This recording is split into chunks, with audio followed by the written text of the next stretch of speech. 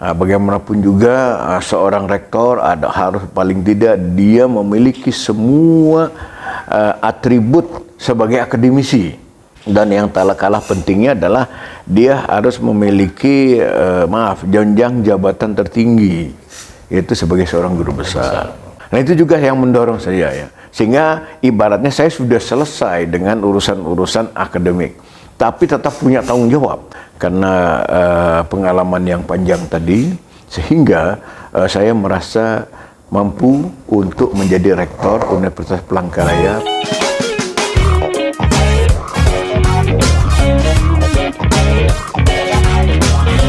Assalamualaikum warahmatullahi wabarakatuh. Selamat pagi. Pagi ini kita bertandang ke Fakultas Ekonomi. Kita bertemu dengan Dekan Fakultas Ekonomi, Bapak Profesor Dr. Danes Jayanegara, SE MSI ya Prof. Iya. Beliau saat ini maju sebagai calon rektor atau bakal calon rektor pada pemilihan rektor 2022-2026. Seperti sebelumnya, kita akan tanyakan beberapa pertanyaan. Pertama tentang latar belakang beliau, kenapa beliau memutuskan untuk maju sebagai calon rektor. Yang kedua, nanti juga kita ingin dengar apa program unggulan dari beliau ketika nanti terpilih sebagai rektor Universitas Palangkaraya 2022-2026. Selain itu juga kita akan dengar nanti strategi beliau terkait dengan kewajiban ke depan bahwa semua PTN wajib menjadi BLU dan menjadi PTN-BH. Dan yang terakhir adalah soal akreditasi program studi yang juga menjadi syarat PTN-BH. Baik Prof, mungkin bisa kita mulai Prof ya. Baik, terima kasih Pak Ismail dan Pak Budi ya. Dari Kalteng Pos. Selamat pagi, assalamualaikum warahmatullahi wabarakatuh. Salam sejahtera untuk kita semuanya. Baik, perkenalkan saya Danes Jayanegara, sehari-hari dosen Fakultas Ekonomi dan Bisnis dan mendapat tugas tambahan sebagai dekan Fakultas Ekonomi dan Bisnis periode 2020-2024. Jadi saya bulan September ini akan menginjak tahun kedua sebagai dekan. Iya, Nah, lalu apa latar belakang saya untuk menjadi rektor? Memang pertama jenjang tugas tambahan tertinggi di universitas itu adalah rektor. Karena rektor adalah pimpinan atau leader untuk mengantarkan universitas dalam rangka 3 kegiatan utama itu, yaitu Tridharma plus kemampuan tata kelola perguruan tinggi ya. Nah sekarang saya memiliki rekam jejak yang panjang, tidak hanya dalam artian sebagai dosen saja. Ada rekam jejak di mana saya telah mengawali karir sebagai dosen ini juga dalam tugas-tugas tambahan. Pertama sebagai pengelola pasca sarjana, karena saya juga pendiri pasca sarjana pertama di Universitas Palangkaraya. Kemudian saya berapa kali ya sebagai pengelola itu. Saya juga pernah menjadi wakil dekan bidang akademik. Kemudian pernah menjadi wakil rektor bidang kerjasama. Kemudian juga pernah sebagai kepala kantor urusan internasional. Kemudian juga sebelumnya saya juga pernah menjadi rektor di salah satu universitas di Kalimantan Tengah ini, Antakusuma. Itu ketika baru berdiri, dan juga sebagai dekan.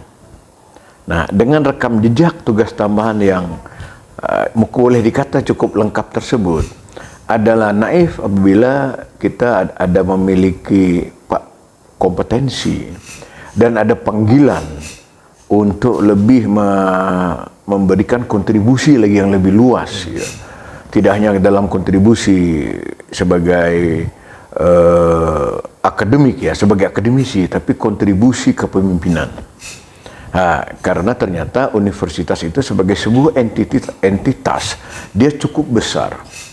Cukup besar dalam arti apa? Jumlah mahasiswa yang banyak, jumlah dosen yang banyak, jumlah tenaga kependidikan yang banyak. Lalu dia memiliki hubungan dengan stakeholder, dengan pemerintah.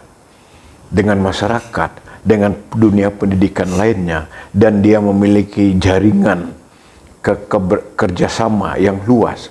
Nah, sehingga perguruan tinggi itu agak berbeda dengan organisasi yang biasa, gitu ya. Nah, berarti itu kan memerlukan sebuah kemampuan leader, bukan bos ya, leader, pemimpin dengan ciri-ciri kepemimpinan. Nah, ciri-ciri kepemimpinan ini juga melekat pada saya karena pengalaman yang panjang tadi, sehingga saya merasa mampu untuk menjadi rektor Universitas Palangkaraya periode 2022-2026. Itu latar belakang dari sisi pengalaman ya. Lalu latar belakang pendidikan juga mendorong, karena saya telah menempuh semua jenjang pendidikan sampai PhD atau doktor dan juga sudah guru besar. Artinya saya secara pendidikan itu memenuhi persyaratan. Bagaimanapun juga seorang rektor harus paling tidak dia memiliki semua atribut sebagai akademisi. Ya, atribut sebagai akademisi itu dia juga seorang peneliti, dia seorang penulis, dia juga sudah berpengalaman dalam jabatan, dan yang tak kalah pentingnya adalah dia harus memiliki jenjang jabatan tertinggi, yaitu sebagai seorang guru besar. Mengapa guru besar itu penting? Karena semua proses outcome pendidikan itu harus yang paling bertanggung jawab itu adalah guru besar. Karena guru besarlah nanti yang akan melahirkan seorang doktor. Karena guru besarlah yang akan membimbing doktor menjadi promotor. Apa hubungannya pendidikan tinggi dengan doktor? Pendidikan tinggi itu bukan hanya S1. Esensi pendidikan tinggi itu adalah menyelenggarakan program pendidikan mulai dari vokasi, S1, S2, S3, even bahkan sampai postdoktoral. Ya, postdoktoral itu seluruh doktor itu. Untuk mengantarkan para dokter-dokter muda, dokter baru dan sebagainya untuk terus meneliti sehingga publikasi. Tanggung jawab itu ada di pundak para guru besar. Itu sebenarnya. Jadi tidak bisa kita menganggap terlalu namanya jadi guru besar susah-susah. Kan begitu, tidak. Karena sebenarnya ujian tertinggi seseorang akademisi itu adalah kemampuan dia untuk mencapai guru besar. Dan ini harusnya, idealnya seorang rektor itu juga seperti itu. Nah, itu juga yang mendorong saya ya. Sehingga ibaratnya saya sudah selesai dengan urusan-urusan akademik, tapi tetap punya tanggung jawab karena kita harus terus melakukan publikasi. Makanya ada dua di perguruan tinggi itu, publish or perish, publikasi atau tamat riwayat kita. Ya, tidak rekam jejak dosen itu sekarang bukan dilihat dari banyaknya laporan-laporan mengajar dan sebagainya, tidak, banyaknya kegiatan tridharma dia yang bisa dilihat di digital. Di jejak digital, dilihat di Sinta, dilihat di Scopus.com, dilihat di Google Scholar, dilihat di Orchid, dilihat di Sinta ID. Atau rekam jejak yang lain ada nggak dia aktif di media massa populer, dia menulis pemikiran, melakukan wawancara dan sebagainya. Itu juga rekam jejak dan itu dicari. Ya. Dan perguruan tinggi itu baru akan unggul apabila 60% prodinya itu punya guru besar. Nah, bayangkan 60% tuh. Program S3 itu kalau ada 10 dosen mengajar, 60%-nya harus guru besar. Sementara guru besar di UPR ini baru 23.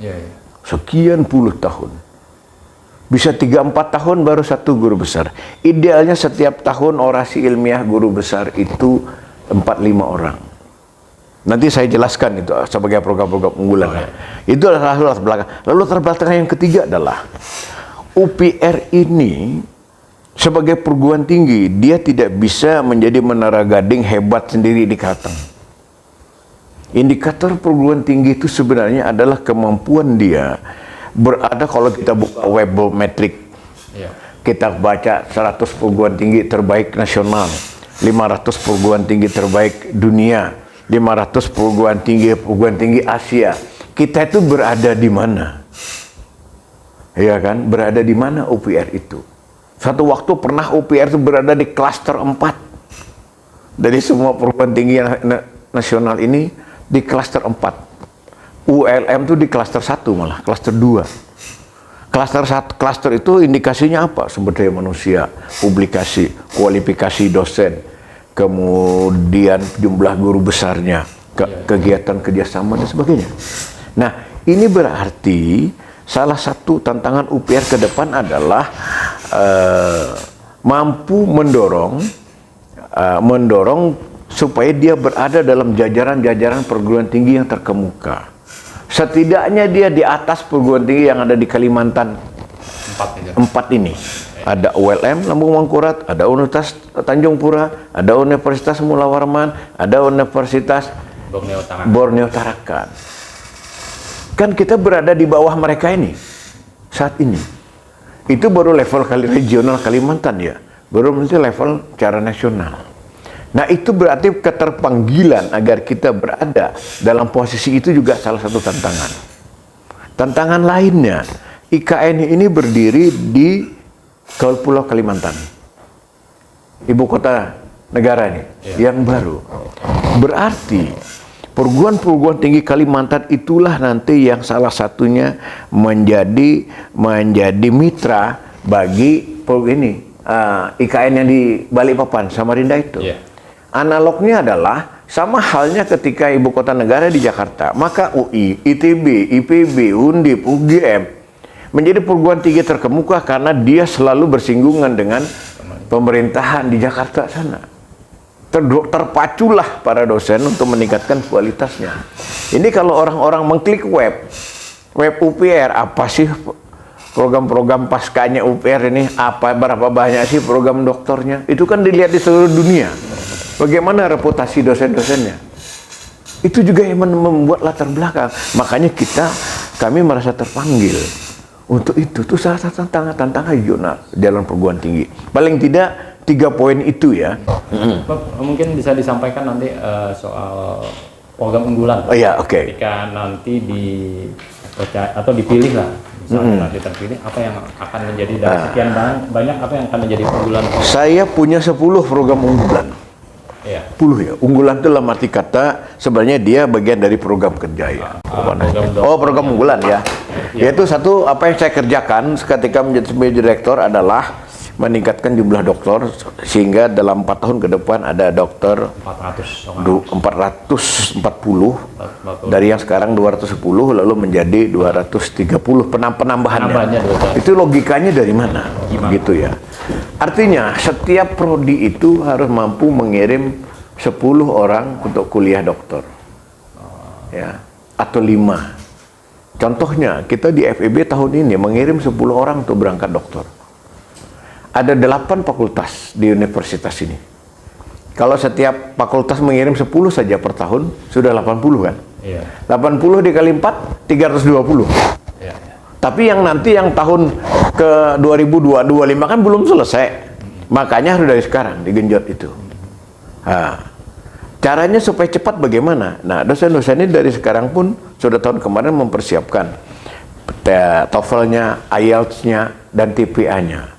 Soal nanti di mana akan diterima, saya bisa mengakses semua dekan atau semua rektor agar diterima dosen-dosen di UPR ini. Begitu untuk yang baiknya juga yang beasiswa. Itu perlu ya. Selain juga kita membuka program dokter sendiri untuk percepatan. Ini perlu ya.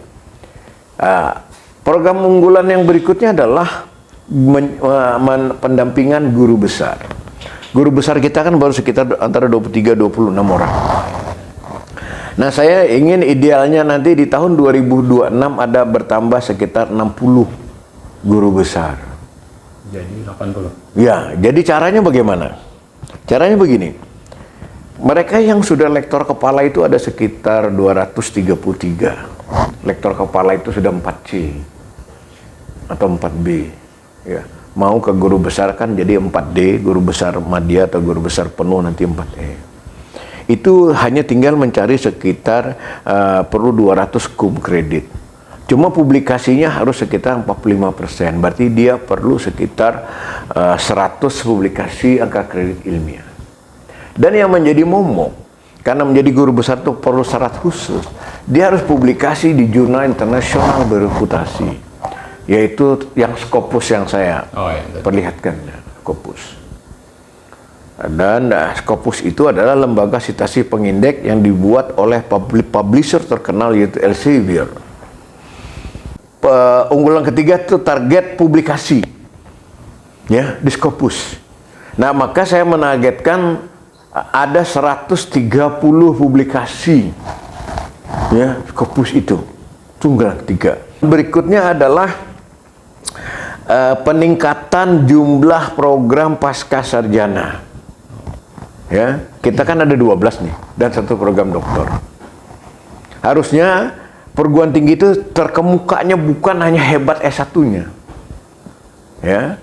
Karena publikasi dan sebagainya itu, penelitian itu berkorelasi dengan banyaknya program S2 dan S3. Karena disitulah tingkatan di dalam struktur kementerian itu pada level 9, level 87 itu dimiliki oleh S2 dan S3. 1 sampai 6 itu program sarjana dan sarjana terapan. Begitu kompetensinya. Ya, sehingga kompetensi meneliti, menciptakan pengetahuan, kontribusi itu pada program S2 dan S3. Nah, itu adalah salah satu program unggulan prioritas saya. Pemikiran saya bahwa universitas ini nanti ke depan komposisinya 60% S1, menerima S1, 40%-nya itu S2 dan S3. Itulah yang dimiliki oleh UI, ITB, Undip, UNER, UGM, ya, dan beberapa perguruan tinggi PTBH yang ada 16 itu UNHAS, UNSUD, dan sebagainya. Program unggulan berikutnya adalah target akreditasi. Oh iya tadi. Nah, ini penting. Ini juga akreditasi kita ini jujur masih 70% kategorinya baik. Baik. Atau baik sekali. Bahkan ada yang belum terakreditasi. Ada 2 terakreditasi A tapi belum unggul. Program saya adalah 2 tahun dari sekarang, prodi-prodi yang memiliki persyaratan jumlah dosen 50% itu doktor, itu harus akreditasi unggul di 2024. Ya, berarti ekonomi sekarang kan mengirim sekitar 10 nih. 2024 nanti mereka selesai, itu nanti manajemen, akuntansi maupun ekonomi bangunan itu akan terakreditasi unggul. Begitu. Karena dengan terbantu publikasinya. Sekarang akreditasi bukan oleh BANPT saja, tapi oleh lembaga akreditasi mandiri. Lembaga akreditasi mandiri ini dibentuk sesuai dengan bidang keilmuan. Jadi untuk manajemen ekonomi akuntansi itu adalah Lamemba, lembaga akreditasi manajemen ekonomi bisnis dan akuntansi. Ada LAM teknik, ada LAMDIK, ada LAM MIPA, ada LAM hukum, begitu. Ini organisasi profesi yang asesornya adalah orang-orang yang memiliki kompetensi sebagai asesor dan direkrut. Seumur hidup UPR ini dosen-dosen kita, walaupun saya guru besar, tidak akan bisa menjadi asesor kalau tidak akreditasinya A atau unggul. Karena akreditasi ini yang membuat mahasiswa-mahasiswa luar Kalteng tertarik untuk datang ke UPR. Berikutnya lagi adalah ini akademik ya. Kemudian yang unggulan berikutnya terkait dengan akademik juga, selain sudah akreditasi ya, berarti ada akreditasi yang LAM atau BANPT dan akreditasi internasional. Yang kelima adalah perubahan dari sistem kurikulum, ya, kurikulum apa namanya itu, standar kurikulum nasional ke kurikulum yang berbasis outcome based education. Outcome based education itu kalau kita belajar pemasaran, apa hasil yang dikerjakan oleh mahasiswa kita dalam program marketing itu, outcome-nya apa, keahliannya apa yang dia miliki, begitu. Kalau dia ahli perilaku konsumen, dia bisa nggak menganalisis perilaku konsumen? Kalau dia menganalisis pasar, bisa nggak dia meneliti tentang aspek pasar? Nah, seperti itu. Itu outcome based education, sehingga indikator-indikator dipakai untuk program akreditasi tadi. Ini perubahan ya. Nah, kemudian lagi ini karena kita sudah masuk ke bidang kemahasiswaan, MBKM. Nah, MBKM ini Merdeka Belajar Kampus Merdeka itu sebenarnya bagian dari komponen IKU. Indikator kinerja utama itu ada 8. MBKM itu 2. UPR ini unggul dalam IKU 4 dan IKU 7. IKU 7 itu tentang proses belajar yang menggunakan studi kasus dan base project, dan IKU 4-nya itu adalah capaian dosen yang praktisi. Kita seperti itu ngajar. Ekonomi ini setiap semester punya 8 sampai 10 dosen praktisi. Dari perbankan, dari bidang-bidang apa kita hire itu. Ya. Nah, tapi IKU tidak cukup itu. IKU 1 kita masih lemah sekali. Ya. Agak panas. IKU 1 itu berkaitan dengan bagaimana 3 indikator lulusan itu. 1 bekerja, mendapat pekerjaan. 2 dia berwirausaha. 3 dia studi lanjut. Studi lanjut berarti ke S2 kan? S2. Makanya UPR harus banyak S2-nya biar masuk jadi studi lanjut, itu indikator. Jadi perubahan yang unggulan ketiga adalah digitalisasi kampus. Sehingga kita kuliah tidak hanya melulu harus offline. Supaya mahasiswa S2 itu bisa dari Sabang sampai Merauke mahasiswanya, maka kita membuka kelas online. Nah, begitu Pak. Ya. Itu? Ya, Pak. Oh, Malaysia aja online, Amerika aja online. Karena UT aja menargetkan mahasiswanya UT-nya 101 juta. Kita setiap semester, setiap tahun akademik paling 5.000-an saja mahasiswa kita. Ya, targetnya. Oh, UT itu 1 juta tuh. Ya, bayangkan betapa kayanya. Tapi semakin orang itu bagus, dia semakin strict dengan syarat-syarat akademik itu. Iya. Ya, maaf, mengapa perguruan tinggi swasta itu bisa melejit maju?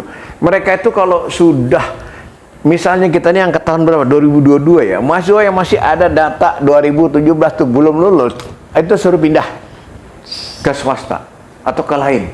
Karena apa? PDDT Dikti itu tidak akan mendata kembali mahasiswa yang belum lulus itu hilang.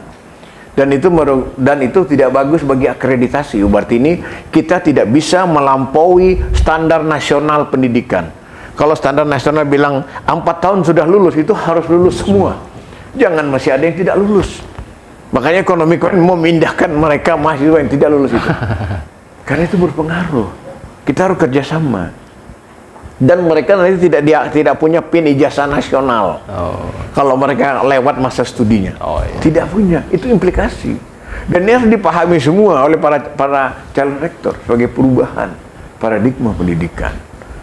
Sudah banyak banget yang ngomongin tadi ya. Lalu berikutnya lagi, saya mengarah ke sarana prasarana. Ya. Maaf, prodi-prodi kita ini kan memang megah ya. Gedung kita sudah bagus-bagus. Cuma fakultasnya juga punya prodi. Selama prodi ini kita haruskan peningkatan sarana prasarananya, memiliki ruang ujian bagi mahasiswa, ujian skripsi, seminar yang representatif, yang keren. Itu agak kurang. Revitalisasi peralatan-peralatan pendukung kuliah, lab dan sebagainya itu direvitalisasi. Target saya. Lalu lagi tata kelola. Tata kelola kita kan indikatornya bisa, kalau kita pakai SAKIP itu sistem akuntabilitas kinerja pemerintah, laporan-laporan penilaian UPR-nya masih CC. Harusnya dia BB predikatnya. Ya, itu juga menjadi program unggulan saya. Lalu kalau Pak Jokowi kan dulu dengan revolusi mental, sebenarnya itu memang berat. Bagaimana mengubah mental seseorang? Yang bisa itu adalah mengkondisikan ketika ingin menjadi dosen, ini loh yang harus kita miliki, kita kuasai. Ya, maka akhirnya ke depan memang kalau sekarang di Jawa, perguruan tinggi yang bagus tuh tidak menengok lagi kalau ada melamar S2. Mereka diarahkan ngajar di vokasi, tidak boleh ngajar di S1. Sekarang ngajar di S1 tuh harus S3. UGM, FEB, UGM itu 100% dosen S1-nya 100% S3 doktor. Unhas 100%, UNER 100%, Undip 100%, mau apa lagi kalau sudah begitu. Jadi kalau ada masih S2 maju itu disuruh ngajar ke vokasi atau di diploma. Karena memang tuntutan. Iya. Apa boleh buat? Nah, kadang kita mesti, kalau sistem itu jalan, kita kan banyak masih, karena sistem itu kebijakan. Nah, sistem itu membuat juga tidak strict. Nah, itu ya, lalu program-program itu kok bagus banget ya. Nah, seperti itu. Nah, lalu lagi unggulan saya adalah ingin sekali mengubah landscape kampus ini menjadi hijau. Nah, lalu apalagi tadi mungkin sudah cukup banyak beberapa unggulan ya. Sudah akademik atmosfer, sudah lingkungan. Nah, kemudian juga agar semua, karena kita sudah punya gedung yang megah, secepatnya juga semua prodi itu bisa berkantor Di sana. Jadi di sana sebenarnya juga bisa menjadi perwakilan internasionalnya prodi itu. Sana kayak gitu. Makanya di dalam universitas yang maju itu punya kantor urusan internasionalnya. Lalu terakhir adalah kaitan dengan kerjasama. Nah, item kerjasama itu ada 28 indikator. Ya, di dalam IKU itu kerjasama 6 itu ada 28. Jadi bukan kerjasama mahasiswa mengambil mata kuliah, sampai profesor, visiting profesor, kerjasama industri, kerjasama media, asosiasi, kerjasama perusahaan, kerjasama apa, itu semakin dibuat detail. Jadi itu indikator. Bahkan yang namanya kurikulum kewirausahaan itu harusnya yang memiliki satu saja kodenya. Tidak semua fakultas prodi punya kode kurikulum. IPB itu satu saja kurikulum kewirausahaannya. Sehingga ketika diupload data itu mereka tinggi skornya IPB itu. Nah, kita kan semua program studi punya kurikulum, kode-kodenya. Padahal itu boleh satu saja di fakultas ekonomi, karena ekonomi lah, atau yang punya istilahnya kayak pas gitu. Ibarat kedokteran ya di kedokteran lah, kan begitu. Nah, jadi ini, jadi nanti itu salah satu, dan saya sudah ada detail dipaparkan di program kerja saya. Bagaimana cara capaian-capaian IKU. Nah, sehingga tadi beberapa sarankan termasuk IKU, itulah menjadi indikator capaian utama. Nah, itu nanti akan menaungi 4 ini. Nah tadi lulusan perguruan tinggi ya, itu IKU 1, IKU 2, 3, kualitas kurikulum ya, IKU 7 dan 4, meningkatnya kualitas dosen itu IKU 3 dan IKU 5 ya, meningkatnya tata kelola. Itu kan tambahan dari IKU ya, tata kelola perguruan tinggi, yaitu tadi dari PTNB, Satker, BLU, PTNBH. Nah, itu jenjang-jenjang tata kelola itu.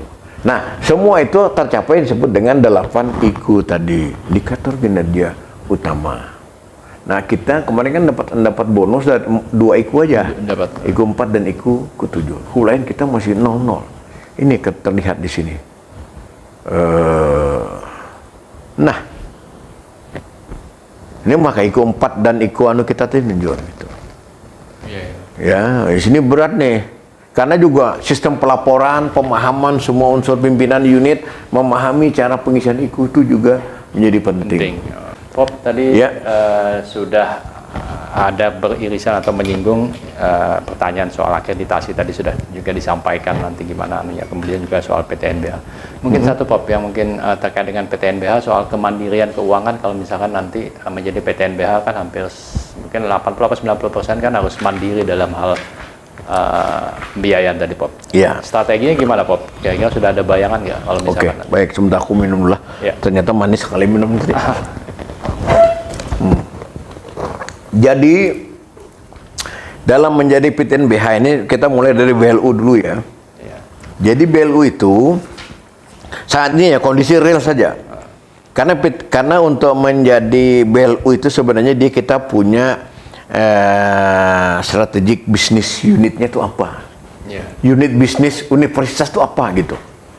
Nah, akhirnya sementara ini fondasi bisnis kita ya berbasis kepada mahasiswa, yaitu UKT. Jadi sumber pendapatan perguruan tinggi itu akhirnya ya dari masyarakat, dari UKT tadi. Itu hampir kalau nanti jalan itu pada saat ini sekitar, saya buka datanya 89%. Ya, PNBP kita core bisnis UPR itu dari UKT. Ya, itu BLU. Nah, ada 9% dari non UKT. Ya, dari kerjasama dan sebagainya, dan 2% dari layanan-layanan lainnya. Nah, sementara BLU ini kan 2 tahun. 2 tahun, dan sekarang beberapa perguruan tinggi juga menuju BLU. Nah, karena ada aturan apa namanya di sini disebutkan. Nah, ada kelayakan finansial dan aset, makanya kita punya pengelola aset di sini, direktur aset. Aset ini yang selama ini mampu menghasilkan berapa, dan ini harus ditransformasi. Jadi maaf, ibarat mengapa orang kok bisa gitu, karena mereka punya rumah sakit pendidikan. Ya, rumah sakit kita kan baru klinik aja nih. Klinik pun nggak ada rawat inapnya. Nah, itu sebenarnya menjadi pendapatan BLU. Nah, ini akhirnya unit-unit bisnis itu harus ditransformasi. Ide saya apapun fasilitas, makanya kita harus sering menyelenggarakan kegiatan-kegiatan sehingga pendapatan itu bersumber tidak hanya dari UKT. Hal-hal lain selain kelayakan finansial, juga kemampuan atau potensinya menggalang dana selain dari biaya pendidikan dari mahasiswa. Kita banyak sumber lain, itu juga ini diidentifikasi oleh UPR. Ini kita ini sampai pukul berapa nih? Jangan-jangan sudah mulai rapat dia? Sudah lewat nih 9:30. Oh gitulah, rapat itu jam berapa tuh ya? Nah, ini kita mengusulkan untuk membuka program S3. Ini progresnya. Jadi ketika saya bukan lagi akan, tapi sudah. Kan orang kalau visi misi itu akan kan, kalau kita ini sudah tinggal saya rubah, dibawa ke universitas. Yang fakultas kita kerjakan dibawa ke universitas menjadi program universitas agregasi lah. Karena kemajuan universitas itu adalah kumulatif penjumlahan kinerja fakultas menjadi kinerja Universitas Palangkaraya, menjadi IKU-nya universitas, bukan IKU-nya fakultas. Kayak gitu modelnya ya. Contoh nih. Ini sudah terupload, kita lagi masih perbaikan untuk nanti mudahan tahun ini bisa buka program S3-nya. Gitu Pak Ismail, Pak Budi ya. Terima kasih Pak Ya. atas waktunya dan juga penjelasannya. Lu mana minumnya tadi? Baik, mungkin itu bincang-bincang kita dengan Profesor Dr. Danis Jaya Negara MSI terkait pencalonan beliau sebagai calon rektor tahun 2026. Terima kasih. Assalamualaikum warahmatullahi wabarakatuh. Selamat siang.